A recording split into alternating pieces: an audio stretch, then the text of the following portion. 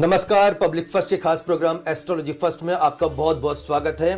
दर्शकों, आज एक बेहद ही गंभीर लेकिन बेहद ही रोचक विषय को लेकर आपका मित्र आशुतोष आपके सामने प्रस्तुत है। हमारा दुश्मन मुल्क और पड़ोसी पाकिस्तान, जी हाँ, पाकिस्तान 1947 से जब से अस्तित्व में आया है, उसका सिर्फ और सिर्फ एक ही मकसद रहा है, वो है भारत को परेशान करना। लेकिन अब यही पाकिस्तान अपने ही जाल में फंसता चला जा रहा है।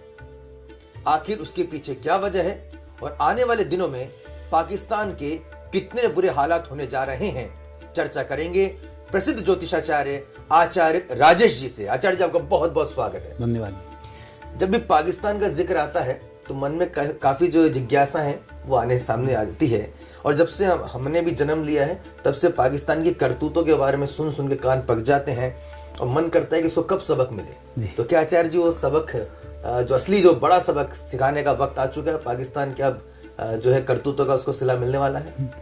समय तो देखो, जैसा आप करोगे वैसा आपको भरना पड़ेगा, ये तो निश्चित होता है। और दूसरा, जम्बूद्वीप की जब हम बात करते हैं तो उस जम्बूद्वीप में ये सब पाकिस्तान, अफगानिस्तान, बांग्लादेश, ये सारे के सारे आ जाते हैं, म्यांमार वगैरह जितने भी हैं। और जम्बूद्वीप जब भी टूटता है फिर ऐसे ही खंड खंड हो जाता है, फिर एक शासक कोई आता है और उस जो खंड खंड होता है वो फिर लोग खुद ही अपने आप जुड़ना शुरू जाते हैं। तो यहाँ एक बहुत ज़्यादा युद्ध बड़े उस तरीके की लड़ने की आवश्यकता नहीं होती है। समय के लिए थोड़ा सा एक इंतज़ार करना होता है, तो वो समय अब समाप्त होगा, क्योंकि अब आने वाले समय में एक शनि राशि परिवर्तन करेंगे 17 जनवरी को। कुंभ राशि में आने के बाद तो निश्चित रूप से पाकिस्तान की बड़ी दुर्गति होने वाली है। और जब शनि की महादशा और शुक्र की अंतर्दशा जब थी, तब पाकिस्तान का जो विभाजन था वो विभाजन बांग्लादेश के रूप में, अभी शुक्र चल रहा है, शुक्र में बुध शुक्र का जो एक अंतर चल रहा है, इसमें फिर अभी विभाजन होने वाला है। तो ये जो विभाजन होगा अभी बहुत जल्दी में शुरू होगा। 26 मई 2020 से लेकर 26 जुलाई 2023 तक शुक्र में शनि चल रहा है। पहले जब बांग्लादेश बना था, जब शनि में शुक्र चल रहा था, तो ये जो विभाजन की नींव है 26 जुलाई से पहले वहाँ रखा जाएगी। और जो पाकिस्तान में वो तालिबानी लोग हैं, इसके ऊपर अपनी हुकूमत जमाने में सफल हो जाएंगे और दंगे कराना, वहाँ की आर्थिक स्थिति को बिगाड़ना और सभी तरह की अव्यवस्थाओं को फैलाना वहाँ शुरू हो जाएगा। इमरान खान में थोड़ी सी दम थी वहाँ पर कि उसके रहते हुए कुछ व्यवस्थाएं ठीक होती, लेकिन अब आपों तो मर जाएंगे कर कर खोटे काम। तो ऐसी स्थिति में इमरान खान वहाँ से हटे हैं और उसके बाद उसकी दुर्गति शुरू हुई है। और 26 जुलाई के बाद तो निश्चित रूप से और गंभीर स्थिति वहाँ पर शुरू हो जाएगी।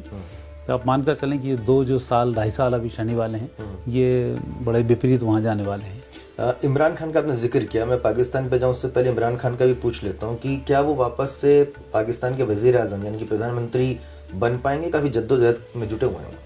इसमें देखो, उनकी गृहयोग तो पहले भी यही थे कि यदि चुनाव होते हैं और वो व्यक्ति चुनाव तक जिंदा रह जाता है तो मानकर चलें कि वो बाजी पलटने में कमी नहीं रखेंगे, और जो भी परिस्थिति निर्मित हो रही है उसके लिए तो बेहतर है।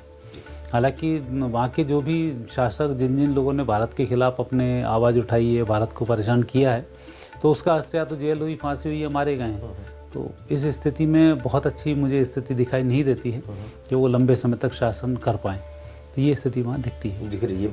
आचार्य जी, जब पाकिस्तान का जिक्र आता है तो पीओके यानी कि पाक अधिकृत कश्मीर, हमारे कश्मीर का वो हिस्सा जहाँ पर माँ शारदा का मंदिर भी विद्यमान है, तो कब तक हम उसे वापस अपने बाउंड्री में ले लेंगे, बॉर्डर में ले लेंगे? कब वो भारत का भूभाग फिर से हो जाएगा? देखो, भारत के इससे की यदि हम बात करें तो अभी यदि कोरोना काल नहीं आता तो स्थिति बहुत ही जल्दी परिवर्तित हो गई होती। लेकिन इन 2 साल ने, और अभी जो 2-3 युद्ध, जैसे रसिया यूक्रेन का युद्ध हुआ है, अजरबैजान आर्मेनिया भिड़ा हुआ है, ये इस तरीके के जो युद्ध हुए, इनसे अब हालात कुछ चेंज हुए हैं। और अभी जो ग्रहों की स्थिति, ये भी अब बड़ी चेंज हुई है। और इस स्थिति को यदि हम कंपेयर करते हैं वो समय में कि जब भारत आज़ाद हुआ था और कई हमारे यहाँ के जो राज्य छोटे छोटे बने हुए थे, राजाओं ने भारत के विलयन के लिए अपने हस्ताक्षर कर दिए थे, उसी प्रकार से अब ऐसी स्थिति आगे निर्मित होगी जहाँ बहुत बड़े युद्ध की संभावनाएं तो कम है, क्योंकि नए सिनेरियो में जो अध्ययन किया उसमें भारत को इस तरह से नुकसान कम होगा। अच्छा। पर आने वाले जो 2.5 साल हैं ये शनि के, ये 2.5 साल पीओ के विलय के साल हैं।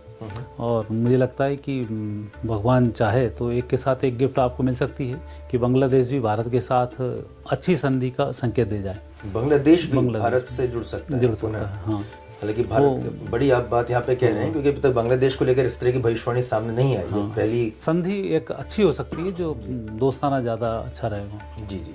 अच्छा जी, लेकिन जब हम पाकिस्तान के परिप्रेक्ष्य में बात करते हैं तो वहाँ के जो कट्टरपंथी जो लोग हैं, मौलाना हैं, मुल्ले हैं, वो कहते हैं कि पाकिस्तान न्यूक्लियर पावर है, परमाणु संपन्न शक्ति देश है, तो भारत जो मंसूबे पाल रहा है वो संभव नहीं हो पाएंगे।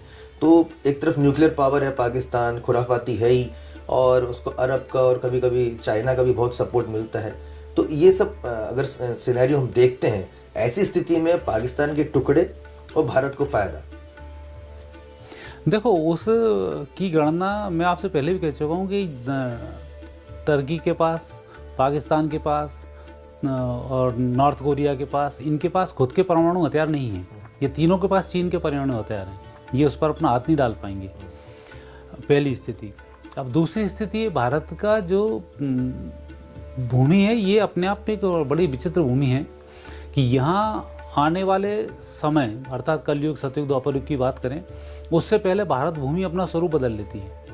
अब जैसे एटॉमिक शक्तियों का कई जगह स्थिति अब निर्मित हो रही है कि लगातार ये जो युद्ध चल रहा है, ये युद्ध 2019 में 17 नवंबर 2019 से शुरू हुआ है मेरी ज्योतिषी गणना के अनुसार, और ये 2030 तक चलता रहेगा, और 26 इसका चरम होगा, 25-26, 24 के बाद ये युद्ध और गहराएगा। तो ऐसे समय में जो एटॉमिक शक्तियों का यूज़ होगा, हिमालय हमारी उस शक्तियों से रक्षा करेगा।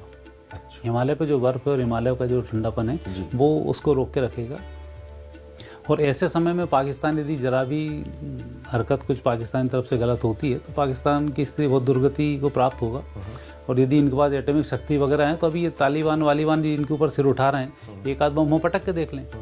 तो यदि शक्ति हो तो 250-50 ग्राम के बम बनाए, तो मंत्री ने बोला था ना, 150 ग्राम को डाल दे तो निपट ही जाएंगे तालिबानी।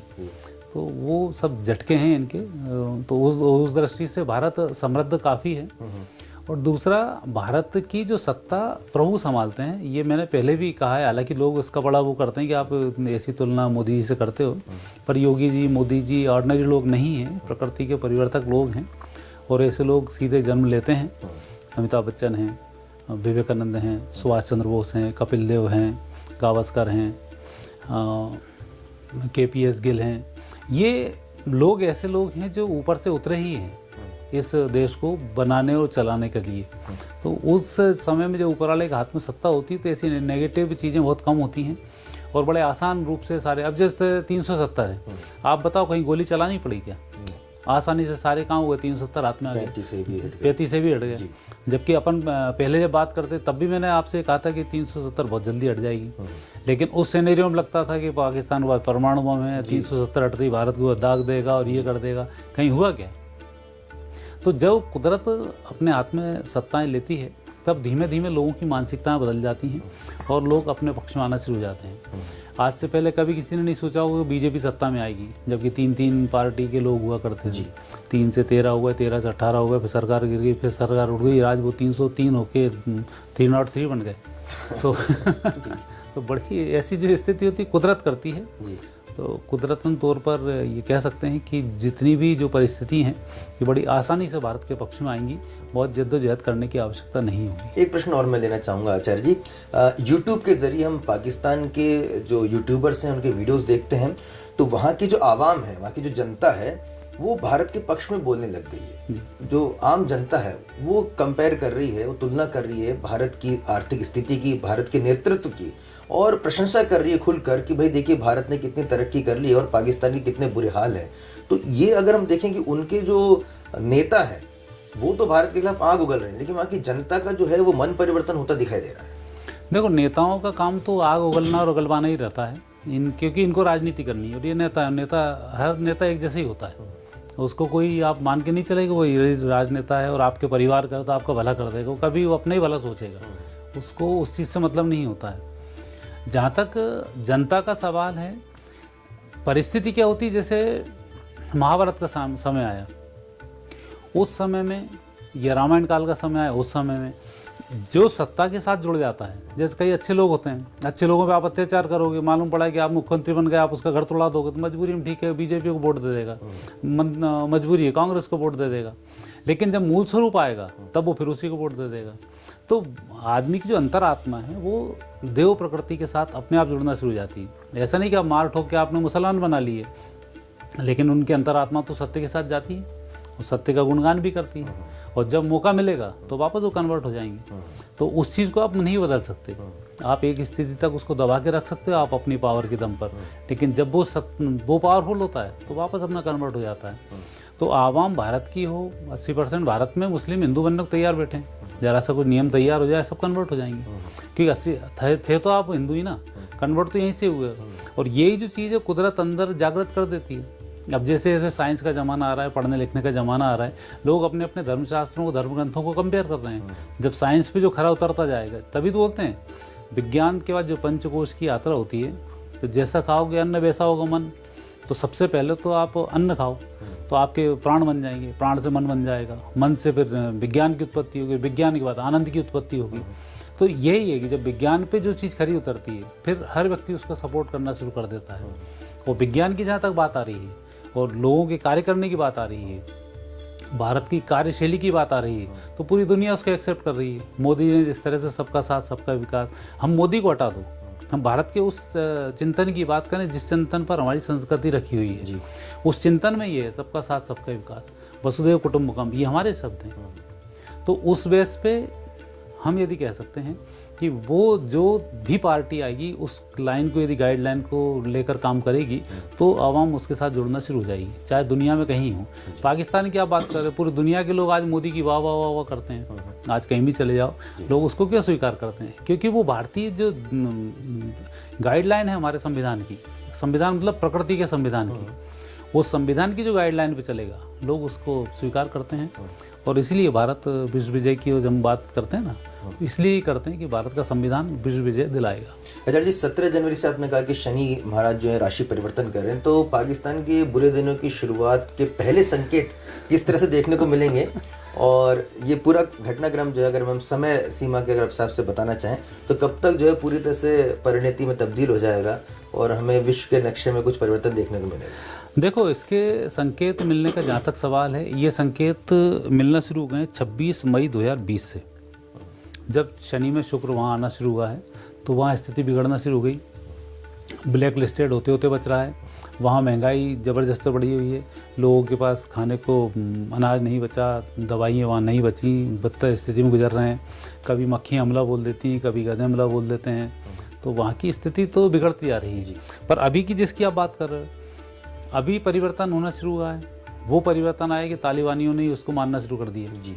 अब तालिबानियों का जो आतंक है ये मई तक चलता रहेगा, ये मई तक धीमे धीमे प्रयास करेंगे, और मई के बाद इसके ऊपर अटैक कर देंगे पाकिस्तान। हाँ, पाकिस्तान के ऊपर। अब पाकिस्तान के ऊपर तो सांप से सुंदर का खेल है कि जिसको उसने पाला उस पर कैसे हथियार उठाएगा वो। तो सबसे पहला तो यही है कि जो शत्रु यदि आप पाल के रखोगे तो वो आपके घर को ही नष्ट करेगा। इसलिए भारतीय संस्कृति में यदि आपके घर में कोई गुंडा होता है तो उसको लड़कियाँ नहीं मिलती हैं, और उस संस्कृति में यदि कोई गुंडा होता है तो लड़कियों पर लड़की मिल जाती है। 4 और 8 और 16 विवाह करने को लोग तैयार बैठे रहते हैं। तो ये एक बड़ा विचित्र अंतर है। तो यही तालिबान अब 2023 में मई के बाद से 26 जुलाई 2023 के बाद, 26 जुलाई 2023 इसके बाद से चेंज होगा। आप एक चीज़ और बताऊँ आपको, अभी कई लोग अपनी तारीखों पे कमेंट्स कर जाते हैं।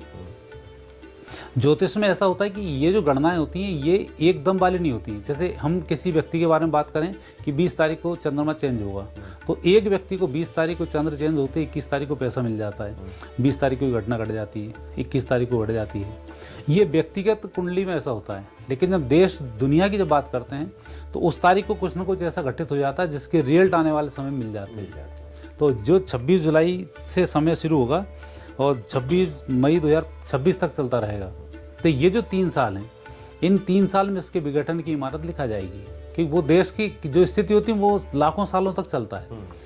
एक व्यक्ति की जो उम्र होती है 120 साल होती है, उस पर जैसे ही हम घटना बोलते हैं कि आपकी शादी इन 6 महीने के अंदर हो जाएगी, तो 6 महीने के अंदर हो जाएगी।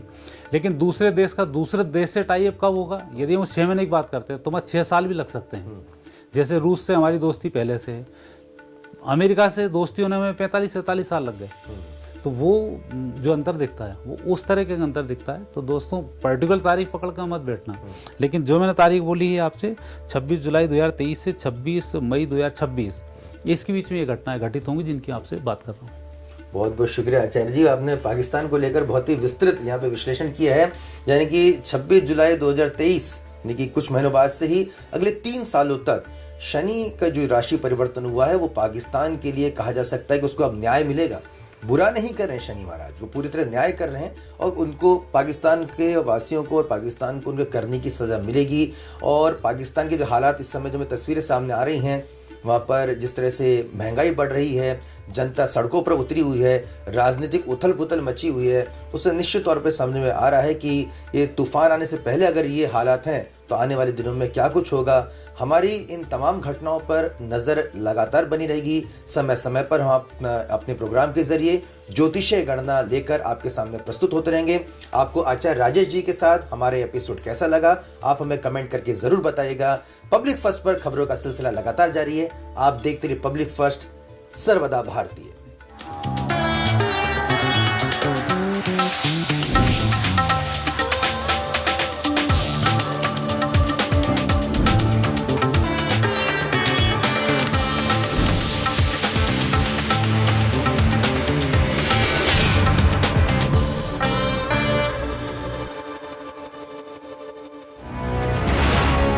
ये है इंडिया फर्स्ट कम्युनिकेशन और आप देख रहे हैं पब्लिक फर्स्ट, सर्वदा भारतीय।